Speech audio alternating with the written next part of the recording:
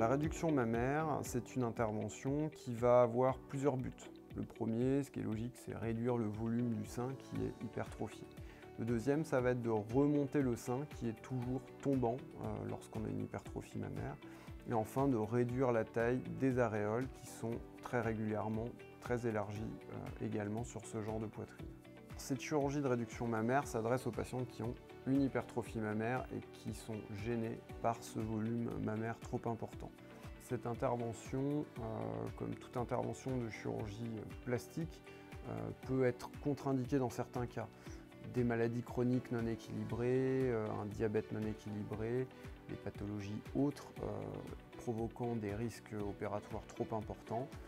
Une obésité peut être également une contre-indication du fait des risques associés à toute cette chirurgie.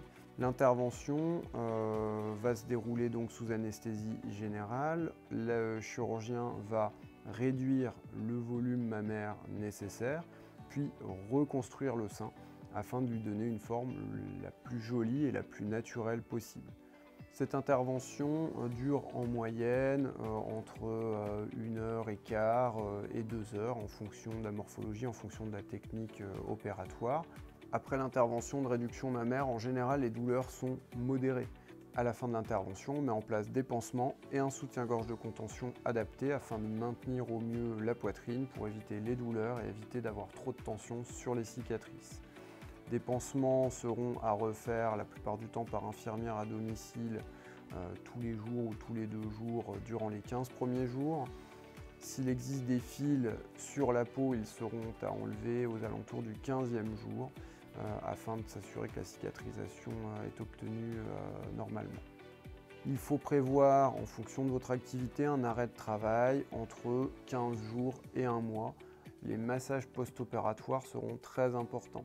Ils permettront d'obtenir une cicatrice souple et non adhérente le plus tôt possible. En ce qui concerne le suivi, on réalisera la plupart du temps une consultation à 15 jours pour éventuellement enlever les fils, vérifier que les cicatrices sont parfaitement fermées. Puis en fonction de l'évolution, ce sera aux alentours d'1 mois et demi à 3 mois une consultation de suivi pour juger de la bonne évolution en qualité des cicatrices. Puis une consultation entre 6 mois et 1 an pour avoir un point sur le résultat qu'on pourra juger définitif. Le résultat n'est pas définitif immédiatement après l'intervention. On a très souvent des seins très galbés sur la partie supérieure et plutôt aplatis sur la partie inférieure. La forme va s'améliorer avec les semaines et les mois. Il faut en général attendre aux alentours de 3 à 6 mois pour avoir une forme qui est déjà bonne, 1 an pour une forme qui sera définitive. Il faut bien aussi comprendre que cette réduction va permettre d'avoir un aspect le plus anatomique et naturel du sein, mais que le temps passant, le sein gardant un certain volume, va se modifier, comme pour toute chirurgie des seins. Cette chirurgie va provoquer des cicatrices longues et la cicatrisation est un point important de l'information de la patiente. En effet, on ne peut pas dire que les cicatrices disparaîtront. Une cicatrice ne disparaît jamais, elle va devenir très discrète, la plus jolie possible, mais ne disparaîtra pas complètement. Les cicatrices les plus visibles restent celles autour de l'aréole et verticales, la cicatrice horizontale étant cachée presque totalement sous le sein. Comme toute cicatrice, et surtout cicatrice de grande longueur, on est sujet à des risques de mauvaise cicatrisation. C'est une chose à savoir, même si dans la grande majorité des cas, les cicatrices sont de belle qualité, même réalisées par un chirurgien esthétique, elles peuvent se mettre légèrement en relief, s'élargir ou réagir de façon hypertrophique, voire dans des cas heureusement rares, sous forme de cicatrices kéloïdes, qui sont vraiment des cicatrices très embêtantes et pathologiques.